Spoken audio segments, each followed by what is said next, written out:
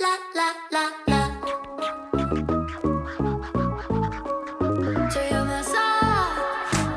I actually need to remove this because it keeps falling off. I'll give it to Sergio. You don't need your wings. Yeah, I think I'll just take my wings. Yeah. You can be less extra. Yeah.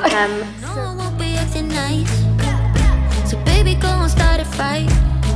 I'm in love with the city lights. So welcome back to another episode of Divorced Not Dead, and I am joined today by Chanel Ayan, my gorgeous co-star from Housewives of Dubai, and I think the one person that none of you thought I'd be sat here with today. So I do, not up to you. We gotta shut this. I'm so excited to be at Divorced and Not Dead yet, but I'm excited to be here with Caroline Stanbury. the relationship podcast, here you go. She may not be divorced or dead, but she has got the longest standing marriage on Housewives, and probably with all my friend groups. So I'm going to delve deep and find out how. For the things that might make you mad, but I'm back. Who's back? Bitch, you ain't here, sorry. All you do is make people around. Welcome to the show, Ayan. Thank you so much, Caroline Stanbury, for having me. That is true. No one would have seen us sit together, but here we are. We are. She'd probably be wearing that bird last year, but anyway. Well, she is wearing the bird, but wrapped round her head. Yeah. So, Chanel, I invited you here today for, well, many reasons, really. One is that we are obviously making strides in our relationship, and the one thing that was pointed out to me this season was that you and I probably have more in common than we knew, which made me laugh because I was like, okay, yeah, not really. But as time has gone on, and I don't want to give anything away, we have found out a little bit more about each other, and that we do have some similarities and everything else that you will see come alive in season 2. Yes. But why I invited you here today was actually, we are a relationship podcast, and I'm fascinated really by the life that I'm, learning that you had to the one that you have now, to being married to a little, I can say this, white, tiny Idaho boy, moving to America, and it's just so, I don't know, it's just, I find it so hard to reconcile in my own head, because of the way I picture you growing up to where you are as we sit here today in your beautiful offices with pictures of herself everywhere, of course. And sort of reconciling that whole journey in my head, and I can't even imagine how it must be for you. So, welcome. Thank you so much. Yeah, it is definitely a long journey from where I come from to where I am right now.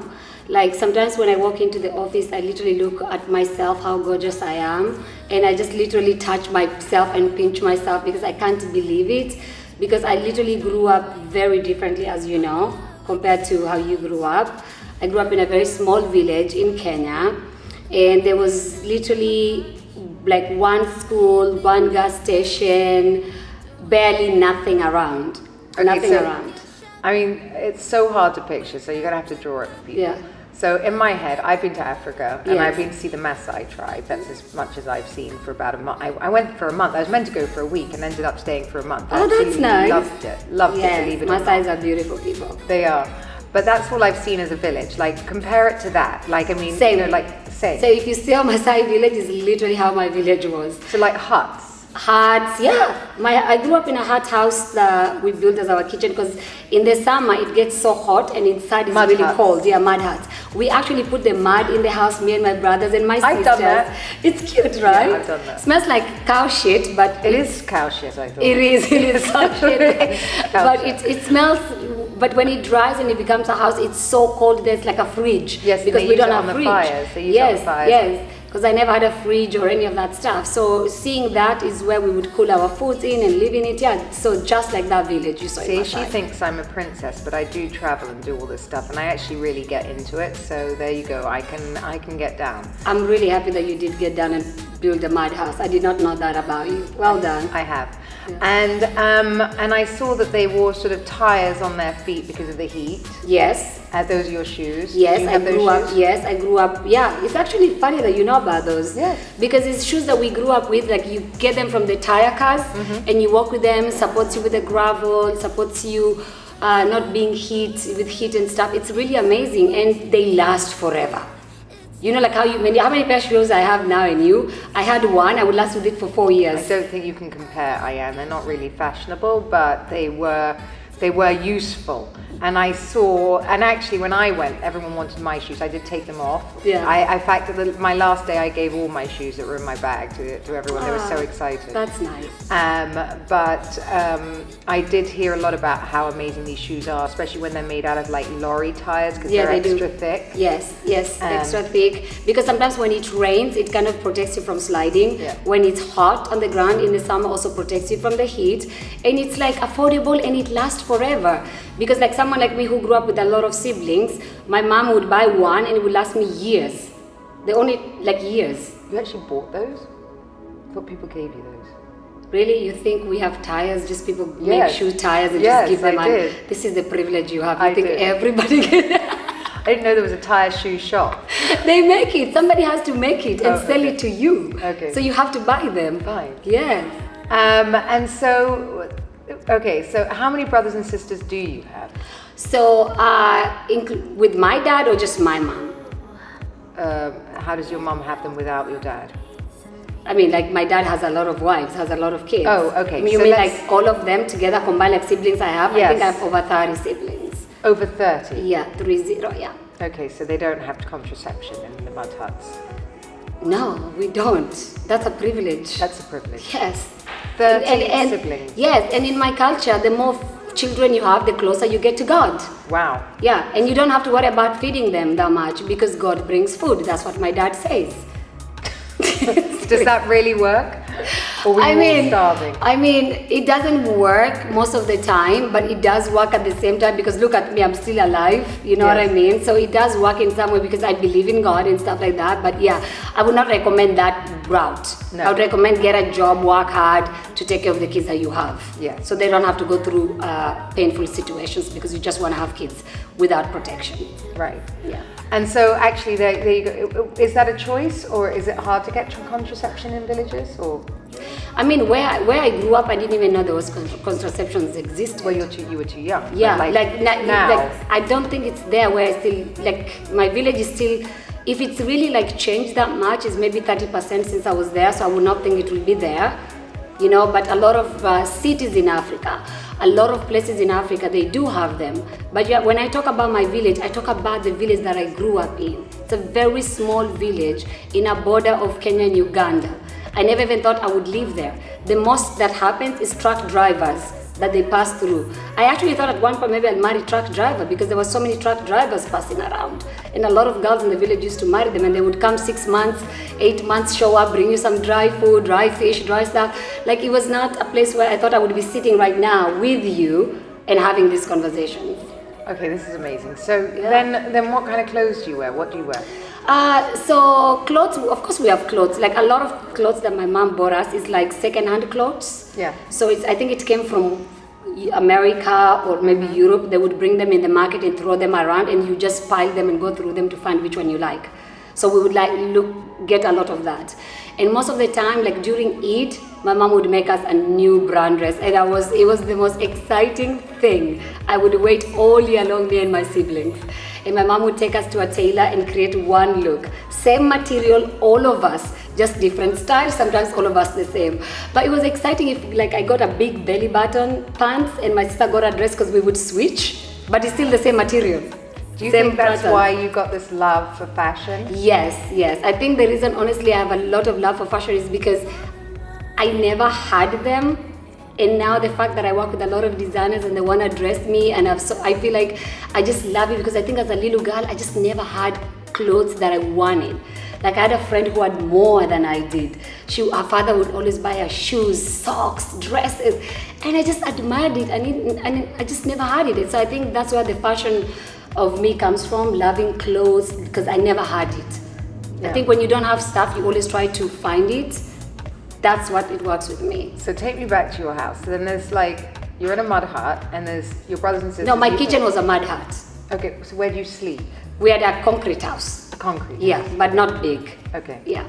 So then after school, growing up, how on earth do you end up in America, or do you end up with Chris? I mean, this is This is really one of the best things of my life. So I think you know that I saw a movie with honey, what's the name of the guy? I forgot. The guy that looks like you, Chris Van Damme. Jean-Claude Van Damme. Yeah, my first movie in the world was Jean-Claude Van Damme, and I was obsessed because I'd never seen a white person in my life until I saw that movie. Didn't even know they existed. So when I saw that movie, Because you had no internet, you have no nothing, right? internet. Do you No. think? I'm just saying. How privileged do you think I was? Like, No, not at all. yeah, no, we didn't have internet. No We had a TV that looked like my. Oh, you we- have a TV? No, we had a TV that looked like a microwave right now, and it was powered by the gas of the car, the battery of the car, and it was like, I think the first time I saw TV, I was like 8 or 9. You know, and I watched the movie and I was obsessed with Van Damme, and I would recreate stuff. So I think I kind of manifested that. So when I met Chris, you know, I was so hot. I'm still hot, but I was hot. I had beautiful boobs, and he was really gorgeous man from America, and he wanted to take me to America, and I was so excited by But that. wait, how does that happen? He walks into your village and says, I'm taking you to America. No. He sees me because I have very good dance moves. Okay, I was we on all top of know a that's a zebra. lie. I was on top of a zebra. No, we're not doing the zebra. She's told me for a year that Chris came to a show and she was topless on a zebra in her village and performing for white men. That's her words, not mine. Yes. And Chris took her home. I actually, because Ayan's story is so ridiculous in itself, believed her. Yes, you did. And now I'm learning the truth. like an idiot. But anyway. Yeah, that is true. That's what I told her for years, and she believed it. But no, I met Chris through my sister introduced me to Chris. And you met my sister, Ifra. Yes. She introduced me to Chris. So your sister introduced you to Chris. Okay, but I mean, I'm just going to stop you there because I'm just trying to get. I have been to Africa, so I need to where you're from, and I need to get my head around the fact that you have actually 3 that I've met, very accomplished. One's in London, one is on New York Housewives, family members who've all left Africa. But I want to get out there to let people understand we're not talking about, you know, a city, a big city where, you know, she's just moved from, I don't know, even if it was a poor city. We're talking about a mud hut people in a village, which is basically like, and I think the only way to equate it, because I did it with Ayan a minute ago, was going, look, I need to understand, like, so I can picture it in my head. Did you grow up like, I've been to a Masai Mara village. Is it like that? And she said, yes, it is. I don't think people have quite understood that. I think when you understand that, you go, I mean, how the fuck did she even get on a plane? Like, she hasn't ever seen a newspaper. You haven't seen like other people. She didn't know white people existed. That's how bizarre that's how foreign it is.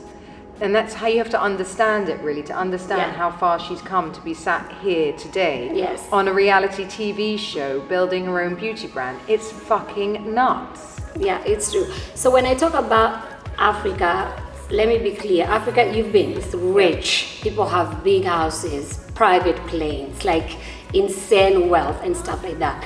I'm talking about where I'm from, the village I come from. To be honest, I would not be sitting here with you. Because for me, sometimes it's like deja vu. It's something that I cannot even explain it to myself. So like when you're saying like, how did I get on a plane? The first time I got on a plane, I remember it till this day. I was dating my husband at that time for 6 months, and he flew me for an hour and put me on a first class plane. And I saw going to the plane. Mind you, I've seen this in movies at this time. Never dreamt or thought ever in my life I will step into a plane, ever. So the first time I remember Chris took me on a plane, and it was first class, and I sat down and they brought food and they brought this, and I remember looking at him and I was so excited. I was like, oh my God, I made it in life. Chris, first class was wasted on her. I know. She would have been just as happy in economy. Oh, it did. Then I found out economy. So I flew with him. I flew to Kenya to Brazil, right? And he flew me in economy class. And I left Kenya to Amsterdam, and I arrived in Amsterdam, and I remembered I was in the airport. I remember I can die now. I've literally been to Europe. You know, and I haven't even left the airport. You know, I was like, I can done. I made it. Then I arrived in Brazil, and it was February, and it was Carnival time, and everybody was on the beach naked. I've never seen anything like that, where public women are literally sitting naked. I remember going to my husband, because I was so religious the way I grew up, and I was like, I think this is where hell is. This is where hell looks like, because everybody's naked here and stuff. 3 weeks later, I was one of them. I was on the beach, completely chilling. Thank you, Caroline. It's been an honor to be at Divorced Not Dead. I actually had fun. Can't really wait to fun. do another one. Oh my God. Yes.